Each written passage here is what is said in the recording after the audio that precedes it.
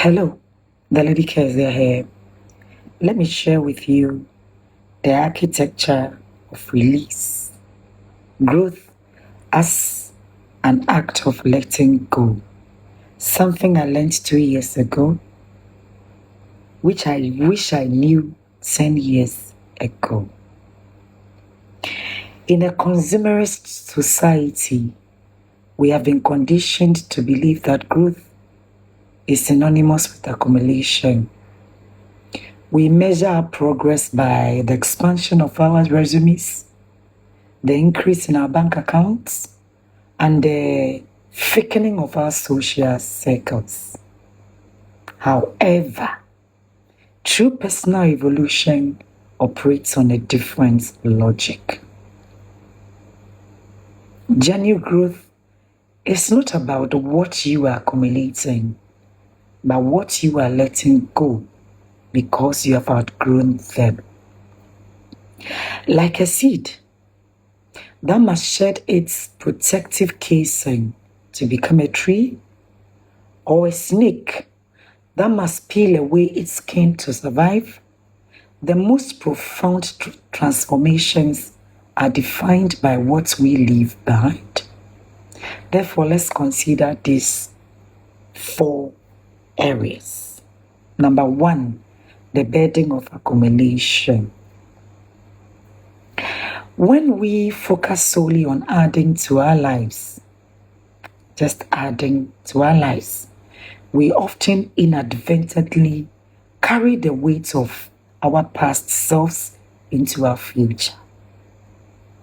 We hold on to old paradigms, outdated defense mechanisms, and relationships that no longer serve our becoming. This accumulation creates a cluttered internal landscape. We try to build a new life on top of an old foundation, only to find that the structure is unstable. Accumulation without pruning leads to stagnation. Accumulation without pruning leads to stagnation. We become like a ship that is so heavily laden with cargo from previous ports that it can no longer navigate the open sea. In this state, we are busy, but we are not moving. We are busy from the outside, but we are not productive. We are moving, but we are not going anywhere, running in circles. We are doing more, but we are becoming less. Number 2, the intelligence of pruning. In verticulture, the strongest vines are those that are most aggressively pruned. The strongest vines are those that are most aggressively pruned. The gardener cuts away branches that are healthy in themselves, but are diverting energy away from the primary fruit-bearing stems. Did you hear? It might be a prophecy to you. The gardener cuts away branches that are healthy in themselves. It's not because these branches are weak.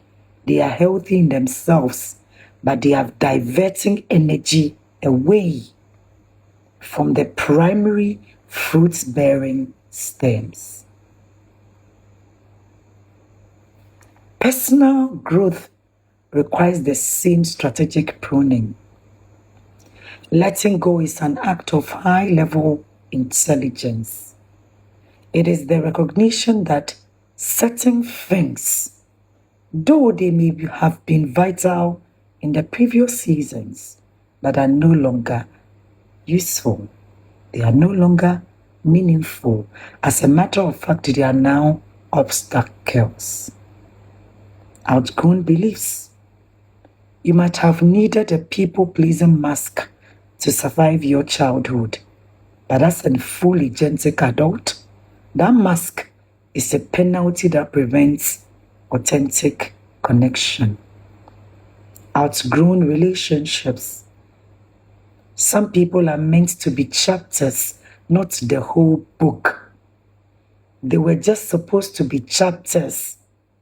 You are done with that chapter and still dragging them into your future. They weigh you down. They are just supposed to be some chapters, not the entire book. Letting go of those who take you for granted is not an act of malice, but an act of self-rescue. Outgrown identities. The person you were 10 years ago was necessary to get you to where you are today. But that version of you cannot navigate the complexities of where you are going to your future. Number 3, the space between the void of transformation. The most difficult part of growth is the space between. The period after you have let go, but before the new growth has finally emerged. You have let go, but the new growth hasn't emerged yet. That period. This is the void of transformation. It feels like being broken, as we discussed earlier in all the short videos I did about refocusing and reflecting. So we've already discussed these things. It feels like being broken, but it's actually the state of being unburdened. By letting go, you create a vacuum. The physics students, where are you? A vacuum must be filled, right?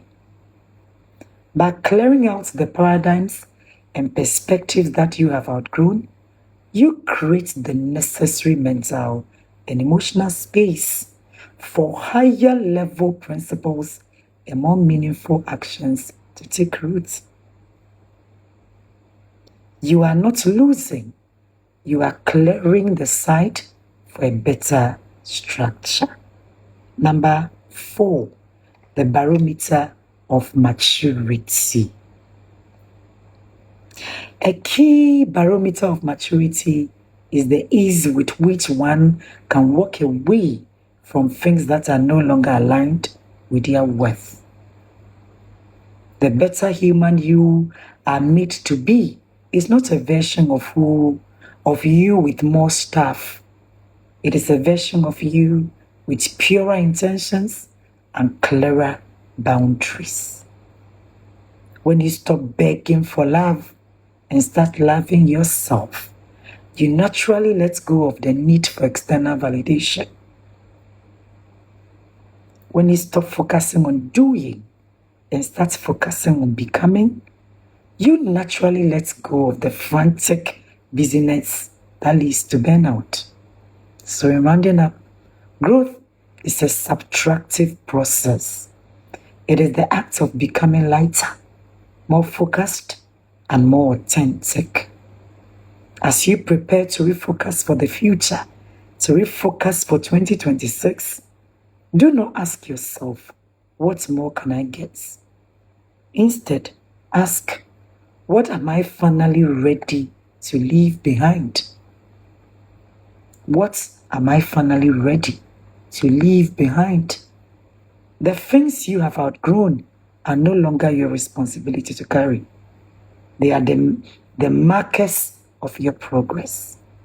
By letting them go, you write the standard of your worth and give yourself the freedom to live, move, and have your being, the authentic you. You give yourself the permission to live, move, and have your being as ordained.